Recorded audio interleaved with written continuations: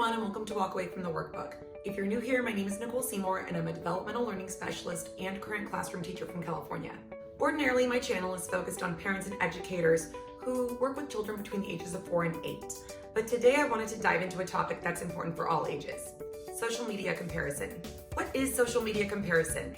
It is comparing ourselves to the people we're connected to on our social media accounts. It gets its roots from psychologist Leon Festinger, who first proposed social comparison theory back in 1954. Festinger explained that it's human nature to compare ourselves to others who are part of our social worlds. This could be anyone from the celebrities we see on TV to the coworkers we see on a daily basis. We are constantly analyzing ourselves in relation to others. There are 3 basic types of social comparison.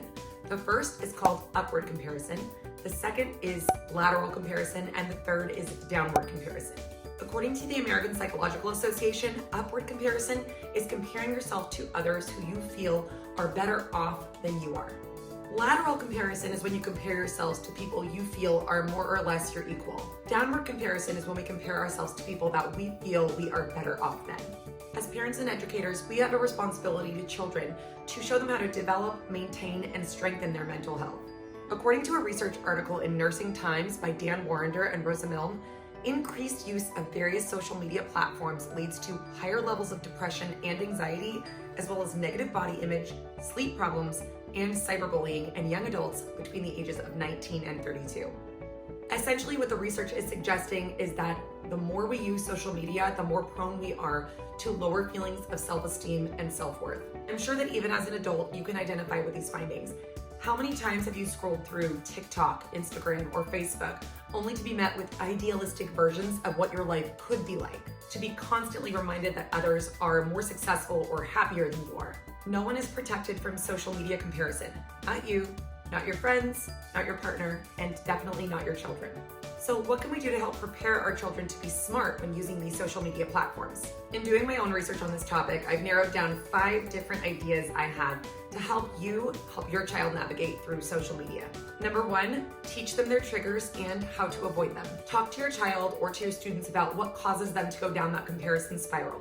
For me, it's mothers who seem to have it all together, whether they are working mothers, stay-at-home mothers, it doesn't matter. I am comparing myself to them because I am also a working mother, and I feel that their lives reflect on how my life should be.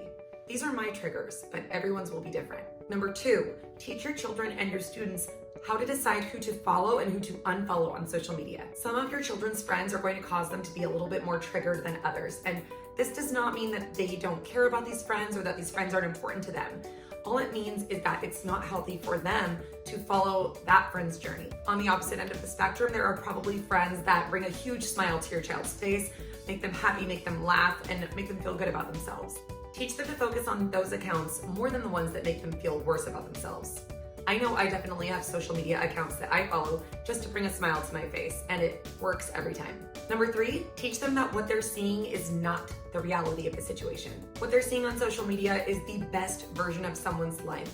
It's the part of their life that they want you to see. It is filtered, sometimes literally, to show off their best assets. Not many people post about their struggles or their fears or their tears. It's important to remember that no one has a perfect life, no matter how it may seem on social media. Number 4, limit screen time or do a social media detox. I know this one's easier said than done, especially if you have teenagers or preteens who seem to live on their phones, but it is one of the most important ones. I don't necessarily recommend taking phones away or forcing a social media detox because, as we all know, when you try to force something to happen, children will often rebel and do the exact opposite of what you're asking them to do.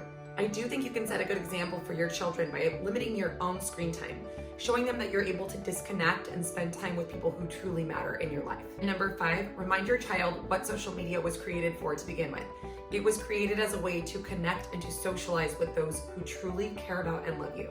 If they're losing sight of this, suggest that they connect with someone that they haven't spoken to in a while, either through social media, text message, or even a voice telephone call. I know those are rare these days, but they really do help, especially if you are choosing the right person to call. On the days when social media comparison hits me the hardest, I know it's probably time for me to spend time with my mom or my sister or to call or text 2 of my best friends. Whether I send them a quick text or we actually sit down for a phone call, they always bring me back down to earth and remind me of the value that I bring to this world. Suddenly, social media doesn't seem as important anymore, at least for the moment. I know this video is a little bit different than the topics that I usually discuss, but I do believe it's extremely important for us to talk about it. Natural social comparisons are going to happen, but we can mediate this by making sure that our children understand how to navigate these situations. I hope you found this video helpful as you are either raising children or educating children in such a technology-driven world. If you liked what you saw, make sure you give this video a thumbs up, subscribe to my channel, and hit that bell so that you're notified when new videos come up. I'll see you all next Wednesday for another video to help guide you in supporting your child's education at home. Until then, have fun learning with your little ones, and make sure you take care of those big kids too. See you next time. Bye.